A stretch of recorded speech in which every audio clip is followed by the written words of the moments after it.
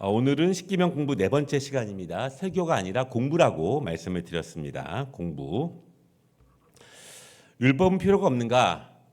율법은 더 이상 필요하지 않다. 이 말씀에 있는 것들, 특별히 구약 시대의 말씀을 지금 그대로 지킬 필요가 없다. 그렇게 말하는 분들도 굉장히 있습니다. 조금 자유로운 것과 또 눈에 보이는 것과 형식적인 것보다 마음의 중심을 또 찾는 분들이 이렇게 이야기를 많이 합니다. 그러나 거기에는 여러 가지 중대한 오해들이 있어요. 예수님께서 율법에 대해서 이렇게 말씀을 하셨습니다. 내가 율법이나 선지자를 폐하러 온 줄로 생각하지 말라. 폐하러 온 것이 아니요 완전하게 하려 함이라. 이렇게 말씀하셨습니다. 예수님이 율법을 폐하는 것이 아니라 이렇게 말씀을 하셨어요. 그러면은 율법이나 선지자를 폐하러. 그럼 선지자는 뭘까요? 이현주 집사님? 네, 선지자는 뭘까요? 네. 네, 선지자. 선지자는 보통 구약 말씀을 이야기해요. 예수님은 신약 시대에 오셨잖아요. 예수님께서는 율법이나 모세오경이나 율법이나 했을 때는 보통 모세오경이나 선지자 구약에 있는 말씀을 폐하러 온 것이 아니다. 그것을 완전하게 하기 위해서 오신 것이다. 이렇게 말씀하시는 것입니다. 구약에 있는 말씀을 온전히 이루기 위해서 구약에서 말하고 있는 메시아를 이루기 위해서 오신 것이고 율법의 불완전성을 완전하게 하시기 위해서 예수님께서 오신 거예요.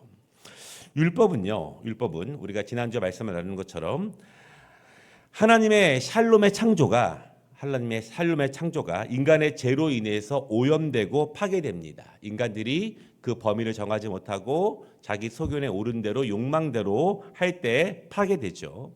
하나님은 샬롬의 창조를 다시 회복시키기 위해서 구원받은 백성들에게 법을 주십니다. 그것이 바로 하나님의 법, 바로 율법이에요. 그렇다면 율법은 샬롬을 다시 회복하기 위해서 하나님께서 우리에게 주신 매뉴얼입니다. 매뉴얼. 우리가 무엇이 더럽게 되면은 그것을 깨끗하게 해야 되잖아요. 그렇죠? 무엇이 지저분해지게 되면은 다시 새롭게 해야 됩니다. 오염되고 어그러진 이 땅에 있는 것들을 다시 샬롬으로 회복시키기 위해서 하나님께서 율법을 주셨다. 그렇다면 율법이 지금도 우리에게 상당히 우리를 정결케 하고 죄를 구별하고 하나님의 말씀으로 살아가는 데 굉장히 많은 도움을 주게 됩니다. 다만 율법을 폐하는 사람들, 율법을 폐하는 것에 가장 중요한 것은 율법을 온전히 지킬 때 구원이 있다. 이것이 불완전한 것이지 율법은 지금도 동일하게 우리를 정결케 하고 하나님의 말씀으로 살아가게 하는데 우리를 회복시키고 샬롬을 이루어 가는데 중요한 지표를 율법이 주고 있다. 이것입니다. 이스라엘과 고대 국가의 종교적인 차이점이 있습니다. 오늘 우리가 말씀을 나누고 있는 출애굽기 19장 20장의 말씀은 BC 약 1500년 정도 전이다 이렇게 말씀을 드렸어요. 지금으로부터 약 3500년 전인데 그 당시에 이스라엘 백성들과 그 당시에 주변의 민족들이 있지 않습니까? 이스라엘 백성들이 광야를 갈 때 많은 민족과 나라들을 만났잖아요. 물론 지금 형태의 국가는 아니겠지만 또 그 국가와 민족들도 신을 섬기고 또한 종교가 있습니다. 이스라엘의 종교와 그리고 그 민족들의 종교의 차이가 있습니다.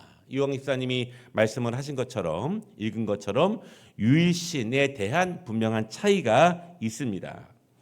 고대 근동 당시의 나라에서의 법은 왕이 만들어요. 왕이 줍니다.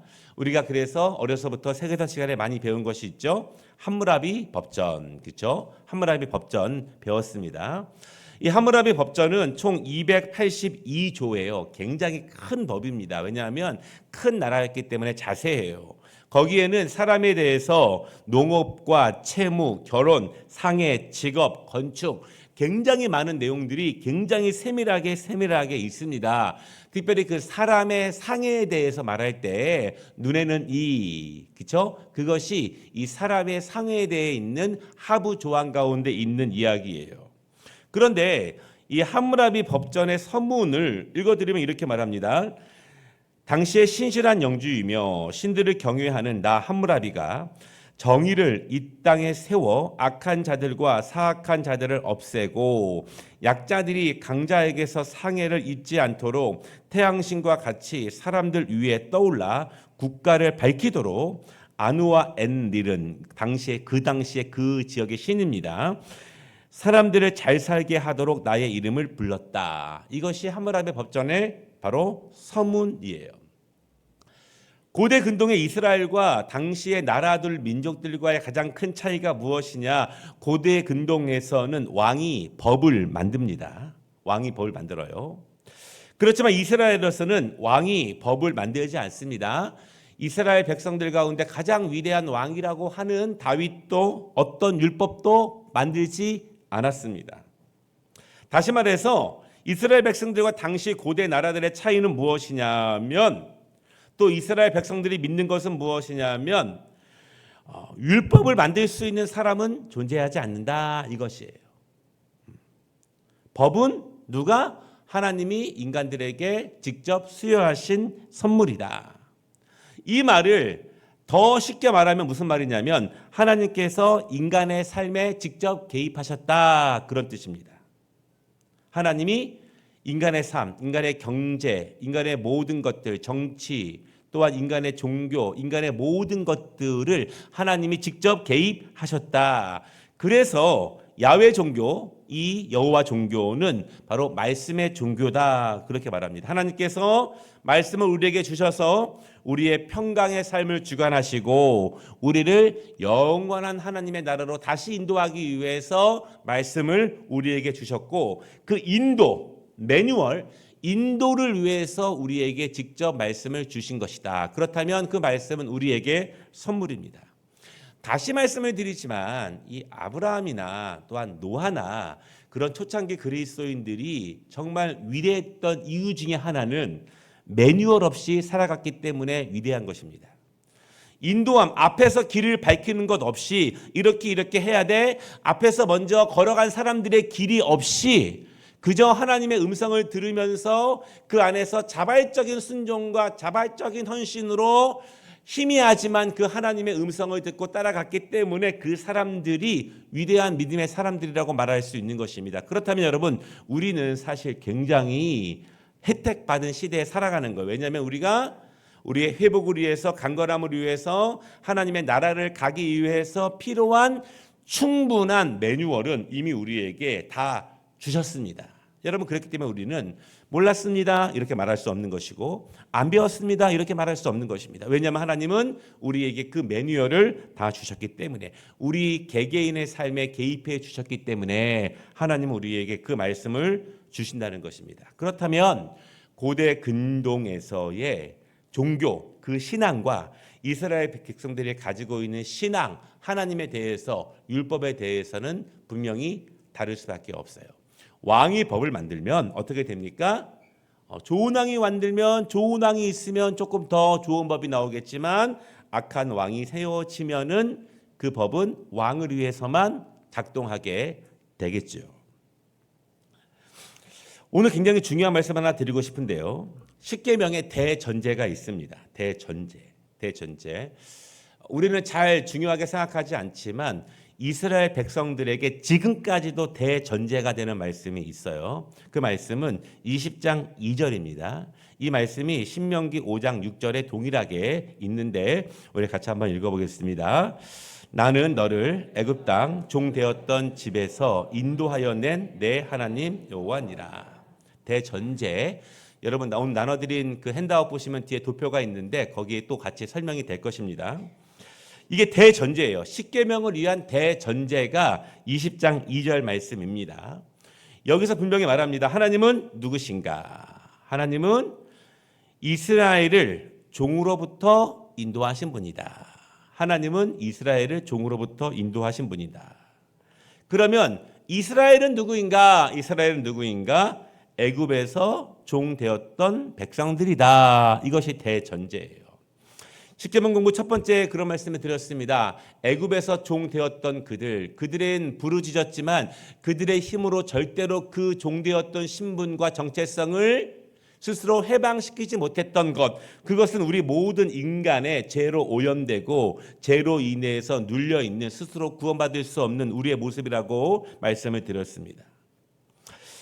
그러면 십계명의 수여자는 누구이고 십계명을 받는 사람은 누구인가? 여러분, 십계명을 주신 사람은 누구죠? 십계명을 주신 분은 20장 2절에 보면은요, 두 가지로 말씀을 하고 있습니다. 뭡니까? 나는, 그리고 쭉쭉쭉쭉 가운데 있는 것은 여러분 설명이에요. 설명. 그렇죠? 그러면 주어는 나는. 그러면 서술어인 동사 부분은 뭘까요? 나는 여호와니라. 나는 여호와니라. 국어에 나오는 거예요. 나는 여호와니라. 율법을 부여하신 분은 나는 여호와니라. 율법을 주신 분입니다. 그러면 그 여호와는 어떤 분이시냐? 너의 여호와이니라. 내 하나님 여호와이니라. 이것이 하나님과 우리의 관계예요. 그러니까 이것이 여러분 십계명의 대전제입니다. 누가 누구에게 계명을 주셨는가? 그러니까 우리가 1계명부터 10계명까지의 모든 계명의 전제는 나의 하나님께서 종 되었던 우리를 위해서, 우리의 샬롬을 위해서, 우리의 평강을 위해서, 이 땅에서의 창조의 회복을 위해서 하나님께서 율법을 주셨고 그 대계명들이 10계명입니다. 그래서 여러분, 우리나라 그 전철 타시면은요, 2호선 열차가 몇 개인지 아세요? 열차? 보통 한 10개. 그렇죠? 짧은 거는 8개, 더 짧은 거는 6개. 옛날 기차를 보면은 요즘도 KTX 그렇습니다. 여러분, 1호실, 2호실, 3호실, 4호실 있잖아요. 그럼 맨 앞에 뭐가 있어요? 맨 앞에? 기관차가 있잖아요. 기관차. 그렇죠? 동력을 가지고 있는 것이 있고 그다음부터 하나씩 가잖아요. 그래서 보통 이 2절 말씀을 기관차다 그렇게 이야기해요. 10개 1계명부터 10계명까지의 10개 객실을 끌고 가는 것이 바로 이 출애굽기 20장 2절 말씀이다. 그러니까 이게 대전제가 되는 것입니다. 오늘 또 더 말씀을 나누겠지만 이 이야기가 계속 나올 거예요. 2절이 왜 중요하냐면 이 종파마다 이 2절 말씀을 다루는 강조가 조금씩 다릅니다. 여러분 오늘 이 도표를 보십시오. 우리 교회는 보통 개혁교회 이렇게 말씀을 드렸고요. 제가 성공회는 예식은 카톨릭이지만 신학은 개신교다 그렇게 여러 번 말씀을 드렸습니다. 그러니까 우리가 알고 있는 것은 이 1계명부터 10계명까지가 이렇게 쭉 나갑니다. 그렇죠? 그리고 2절 말씀은 기관차의 역할로 우리는 이렇게 이해를 해요. 근데 여러분 탈무드를 보십시오. 탈무드는 1계명이 뭐예요? 1계명이 2절 말씀이 1계명이에요. 그리고 이제 두 개가 붙어 있고 또 그렇게 나누어집니다.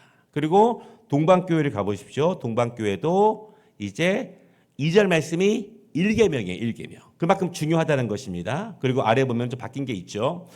제가 이제 여기 도표에 다 담지 않았지만 탈무드라든가 그리고 이제 그 탈무드 전후로 예수님 오신 다음에 이 유대인 유명한 학자들이 있습니다. 그 학자들이 유대인들이 지키고 있는 이 십계명을 구분해 놓은 것들이 있습니다. 거의 대부분 이 탈무드처럼 2절 말씀을 1계명으로 삼아요. 그러니까 지금 이스라엘 백성들 가운데 굉장히 거의 대부분의 사람들은 2절 말씀을 1계명으로 삼는다. 다시 말해서 우리가 아는 것처럼 하나님에 대한 우상에 대한 법보다 하나님께서는 너를 종되었던 애굽에서 인도하여 낸 그 하나님이다. 그것이 이스라엘 백성들에게 대전제가 된다는 것입니다. 그것을 잊지 말라는 거예요. 하나님의 정체성이고 우리의 정체성이고 우리의 신분이고 바로 그 하나님이 우리에게 이 계명을 주셨다. 그것을 잊지 말라. 그것입니다. 이 도표를 보시면 됩니다. 그러면 이 말씀 가운데서는 또 중요한 의미가 있습니다. 여러분 한번 이제 여기 뭐 제가 간단하게 써놨지만 그래도 한번 제가 질문을 해볼게요. 율법을 지켜야 구원을 얻는다. 이렇게 생각하시는 분, 혹은 구원을 얻었기 때문에 율법을 지키는 거다. 한번 제가 손을 들어볼게요. 율법을 지켜야 구원을 얻을 수 있다. 한번 손 들어보십시오. 봤으니까 안 될 수 있어요. 이거 없으면 또 혹시 모릅니다. 그러면 구원을 얻었기 때문에 율법을 지키는 것이다. 손 들어보십시오. 네. 그럼 항상 이렇게 선생님이 얘기하잖아요. 그럼 안 된 사람은 뭡니까? 이렇게 항상 말을 하잖아요. 안 된 사람은 뭡니까? 다시 말씀 이 2절을 보십시오. 2절. 나는 너를 애굽 땅 종 되었던 집에서 인도하여 낸, 구원하여 낸, 건져낸 내 하나님 여호와니라. 그러니까 구원이 먼저인 거예요. 구원이 먼저. 여러분 구원이 먼저입니다. 그러니까 여러분 이제 2000년 동안 이스라엘 백성들이 선민의식이 강화지면서 율법 조항에 대해서 그것을 지키는 것에 대해서 너무너무 강조합니다. 그리고 초대교회 이방인들에게 이제 유대 선생들이 말하잖아요. 당신들 할례 받았어? 왜 안 받았어? 이렇게 이야기하잖아요. 그때 바울이 뭐라고 말합니까? 갈라디아서에서 모세가 먼저냐 아브라함이 먼저냐 이렇게 이야기해요. 그러니까 아브라함은 어디 나와요? 창세기 12장. 모세는 출애굽기 3장. 그렇죠? 하나님께서 아브라함을 언약 없이 율법 없이 약속, 우리 지난번에 약속 배웠죠? 창세기에서는 약속을 주셨고 출애굽기에서는 언약 율법을 주셨고 율법 전에 이미 하나님께서는 약속을 통해서 아브라함을 구원하신 거예요. 그렇죠? 그리고 종되었던 그들을 건지시고 종되었기 때문에 억눌린 자 되었기 때문에 죄의 노예가 되었기 때문에 스스로 구원받을 수 없기 때문에 하나님이 그들을 일단 건지시고 그들을 다시 샬롬의 은혜로 회복시키시기 위해서 주신 것이 율법입니다. 그러면 여기 있는 것처럼 우리를 먼저 구원하셨고 우리의 평강의 삶을 위해서 하나님께서 율법을 주신 거예요. 다시 말씀드리지만 우리의 평강의 삶과 샬롬을 회복하기 위해서 그리고 이방 민족 가운데서 이스라엘 백성들을 구원하시기 위해서 하나님은 율법을 주신 것이다. 그렇다면 지금도 우리가 뭐 하나님의 말씀으로 하나님의 법으로 뭐 이렇게 이야기하잖아요. 우리는 그냥 미사오구처럼 우리의 입에서 붙어서 그렇게 말하지만 우리가 좀 더 이 하나님의 율법에 대해서 생각해 볼 필요가 있습니다. 우리가 뭘 먹어라 마거라 이 뭐 피에 대한 거 그런 것을 말하는 것이 아니라 율법이 지금도 우리에게 말하고 있는 그 율법 정신이 무엇인지에 대해서 우리가 심각하게 고민해 볼 필요가 있다 이것입니다. 다음 주부터 십계명 1계명을 할 건데 오늘 서론 마지막인데요. 그러면 십계명의 대상은 누구인가? 오늘 십계명을 보면은 우리가 2절의 말씀 보면은요. 나는 너를 3절 말씀 보면은 너는 나 외에 다른 신을 그럼 너 여쭤볼게요. 이현주 집사님. 너는 누구예요? 집사님? 맞아요? 네. 뭐 맞을 수 있어요. 맞을 수 있습니다. 그러면 네. 저기 제일 어린 분이 누구죠? 이 없는 것 같은데. 너는 누구인가? 너는요. 1차적으로 20세 이상의 성인을 말하는 거예요. 1차적으로. 그러니까 모두 다 이렇게 말할 수 있지만 당시에 1차적으로 성인에게 이야기합니다. 1차적으로 성인에게 말씀을 주신 거예요. 보통 20세 이상. 그들에게 책임을 주셨죠. 어떤 책임? 길을 열고 걸어가고 또 어떤 책임? 자녀에게 가르쳐서 계승할 수 있는 책임을 그들에게 주셨습니다. 여러분, 이 교육학적으로 우리는 작은 문제를 가지고 이제 우리는 씨름하지만 이 인류의 교육학적인 항상 난제들이 있어요. 난제들. 그게 뭐냐면 이런 거예요. 우리 세대는 다음 세대에게 무엇만큼은 꼭 전승해야 하는가 이런 거예요. 보통 유네스코라든가 그런 세계 인류 기구에서 그런 고민들을 많이 하고 대학자들이 그런 걸 많이 합니다. 굉장히 수없이 많은 것들이 있는데 도대체 우리 세대는 우리 다음 세대에게 다른 거 다 몰라도 다 빼고라도 꼭 전승해야 되는 것이 무엇인가 이거예요. 이거. 그러니까 이제 제가 제일 영향을 많이 받고 제가 사랑하는 교육학자인 하워드 가드너는 뭐라고 말하고 있냐면 그것은 진선미성이다 이렇게 말해요. 그래서 무엇이 진리인가를 알아갈 수 있는 지혜, 그렇죠? 무엇이 바른 길인가를 깨달을 수 있는 것, 무엇이 진정한 아름다움인가 이거, 그리고 무엇이 진정으로 거룩한 것인가. 근데 그러면서 여러 이야기들을 굉장히 많은 책에서 많이 하죠. 그러니까 이 세대가 다음 세대에게 진정으로 전승해야 될 것들이 무엇인가. 이스라엘 백성들은 늘 이거를 고민하는 거예요. 우리 자녀들이 이제 먹고 살아야 될 텐데, 우리 자녀들이 외국과 전쟁을 나가야 될 텐데, 우리 자녀들이 스스로 하나님을 섬겨야 할 텐데, 그러면 우리 세대에서 다른 거 다 일단 다 필요하겠지만 그럼에도 불구하고 우리 자녀 세대에게 가장 먼저 전승해야 하는 것이 무엇인가? 그것입니다. 근데 그것이 신명기 6장 4절로 9절 쉐마 이스라엘, 들으라 이스라엘, 그 말씀들이에요. 그 하나님을 어떻게 마음을 다하고 힘을 다하고 정성을 다하여 전인적인 것이라고 말씀을 드렸습니다. 그리고 이 십계명의 대상은 성인이라고 말씀을 드렸고요. 우리의 정결한 모습과 공동체의 아름다운 샬롬의 질서에 대해서 초점을 맞추고 있습니다. 여러분, 근데 십계명의 중요한 특징이 하나 있어요. 우리가 잘 유심히 보지 않는 특징이 있는데요. 이 십계명은요, 목적어가 없다 이렇게 말합니다. 목적어가 없습니다. 예를 들어서 여러분, 살인하지 말라. 그 무엇을 살인하지 말라는 말이 없어요.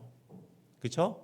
그럼 만약에 살인하지 말라에 대해서 목적어가 있다면, 그렇죠? 그러면 그 목적어 말고 나머지는 다 살인해도 되는 것인가? 그렇게 생각해 볼 수 있습니다. 예를 들어 제가 뭐 이 리모컨을 살인하지 말라 이렇게 이야기를 한다면, 그러면 리모컨 외에는 다 살인할 수 있는 것인가라고 하는 거예요. 그래서 십계명은 목적어가 없습니다.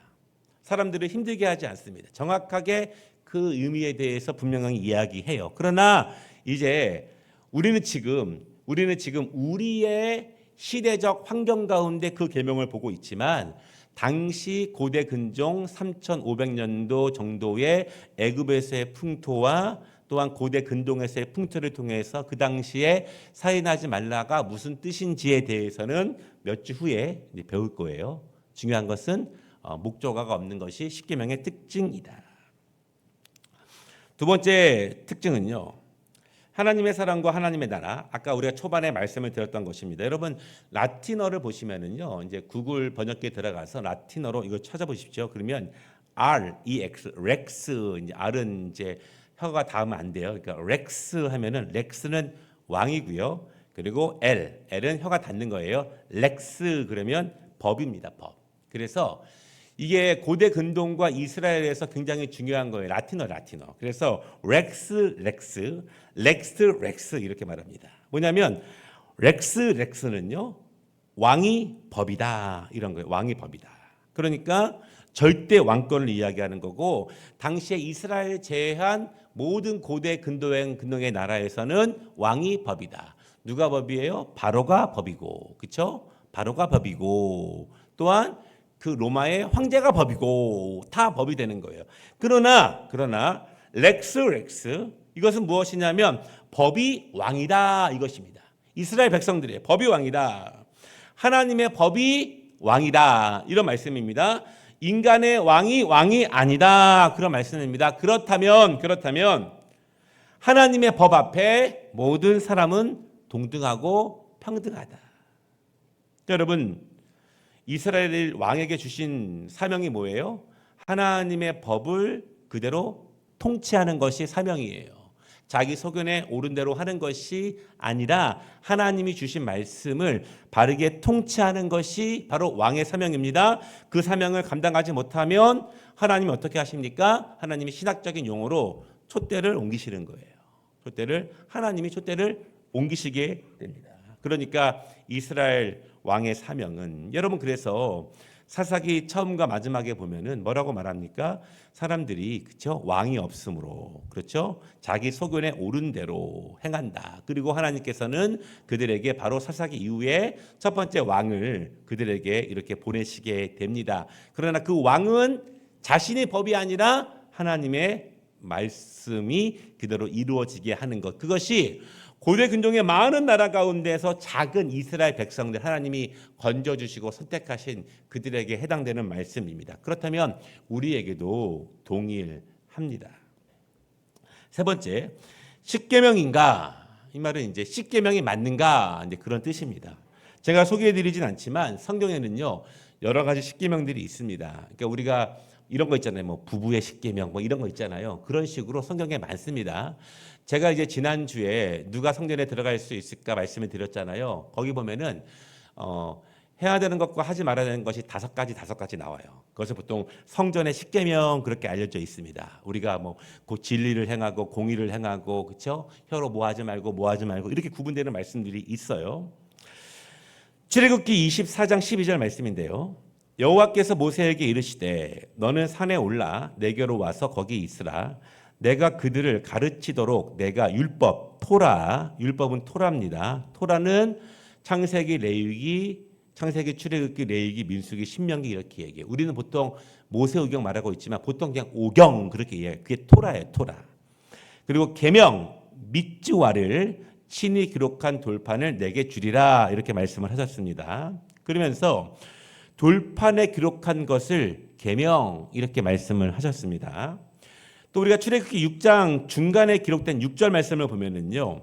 나를 사랑하고 내 계명을 지키는 자에게는 천대까지 은혜를 베푸느니라. 그러면 이 말씀이 지금 이 말씀이 십계명을 다 한 다음에 하신 말씀이 아니라 딱 2계명까지 하시고 나서 하신 말씀이 나를 사랑하고 내 계명을 지키는 자는 이렇게 말씀을 하신 거예요. 이것도 굉장히 의미가 있어요. 그런데 구약 성경 자체를 보면은요, 전체적으로 이 출애굽기 20장 1절부터 17절 보통 십계명 구절이라고 하는 이 구절들을 십계명이라고 부른 적은 없어요. 한 번도. 구약 성경에서. 오히려 10가지 말씀 그렇게 말을 합니다. 그래서 아세레트 핫데바림 이렇게 부르는 거예요. 그러니까 왜 이렇게 원어를 보냐면 원어는 다르게 써져 있다 그런 뜻이에요.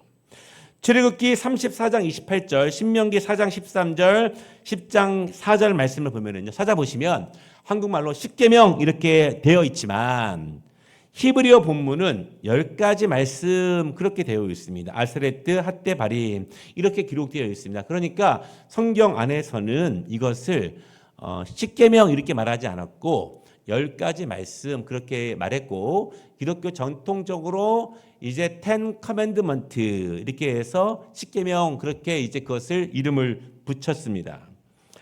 70인경인데요. 여러분 70인경 이거는 꼭 기억해 두시면 좋습니다. 70인경은 뭐 우리 신학생들에게는 되게 상식적인 이야기고 되게 중요한 건데요.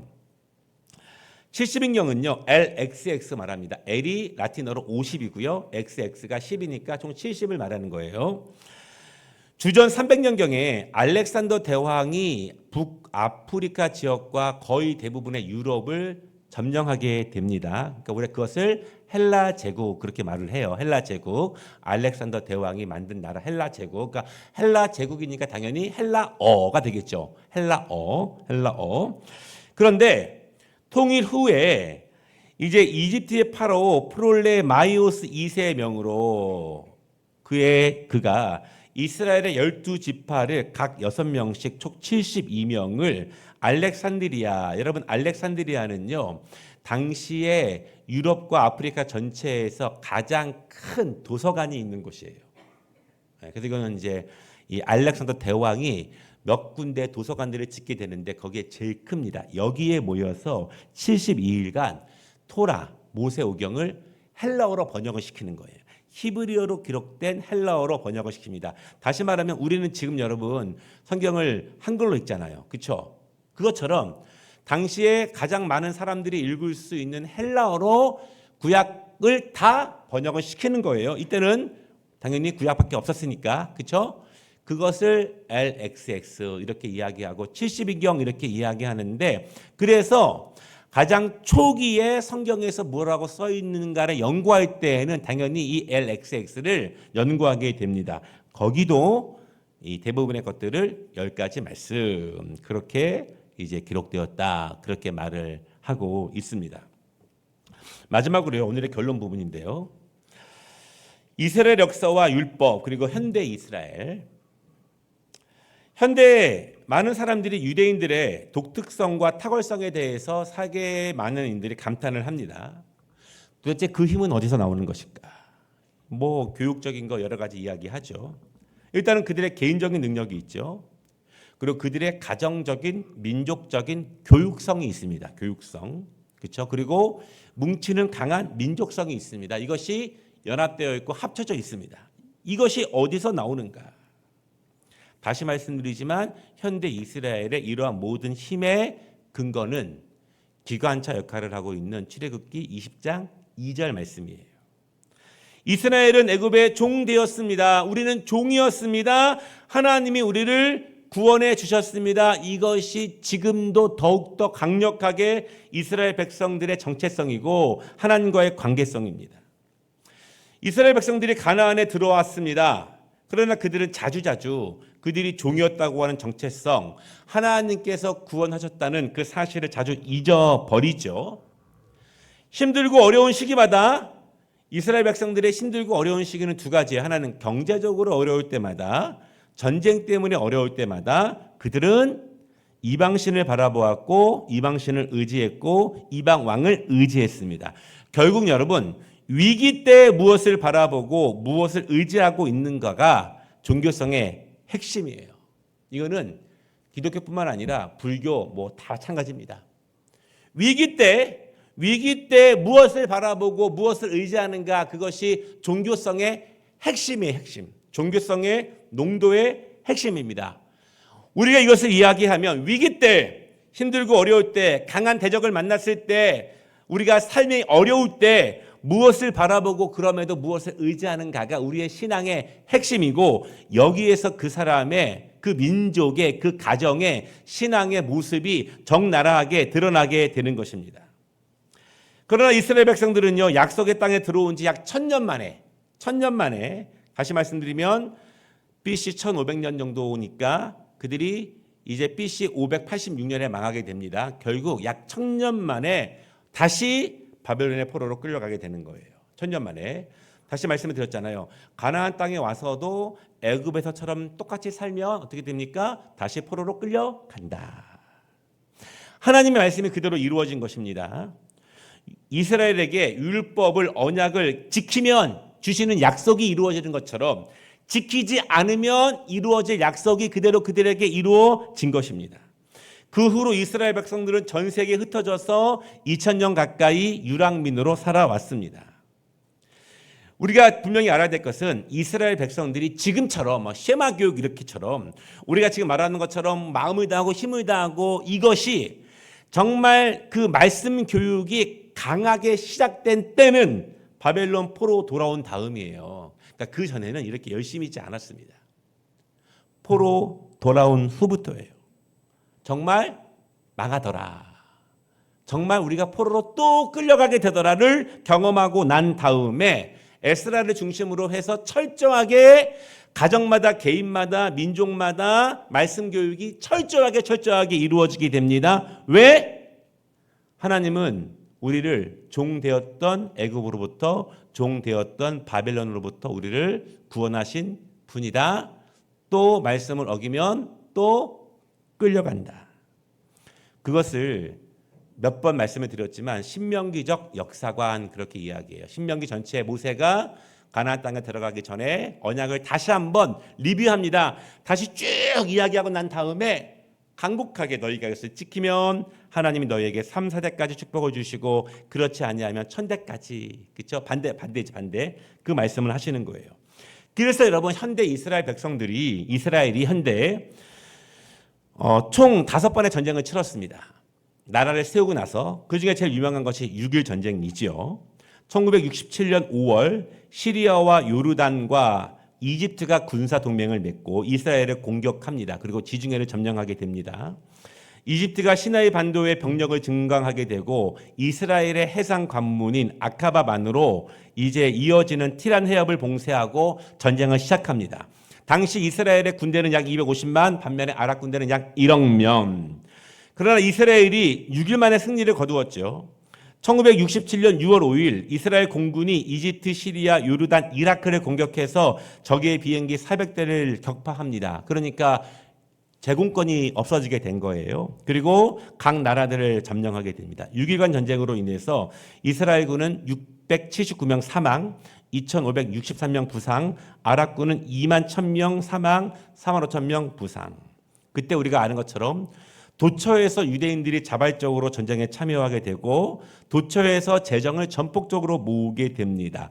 그 전쟁 당시에도 이스라엘 백성들이 잊지 않았던 것, 지금도 유대인들이 잊지 않는 것, 출애굽기 20장 2절. 나는 너를 애굽 땅 종되었던 집에서 인도하여 낸 내 하나님 여호와니라. 그래서 유대인들이 왜 이 출애굽기 20장 2절을 일계명처럼 중요하게 여기고 있는지, 이것이 왜 기관차의 역할을 하고 있는지에 대해서 우리가 함께 말씀을 나눴습니다. 다시 종이 되지 않기 위해서.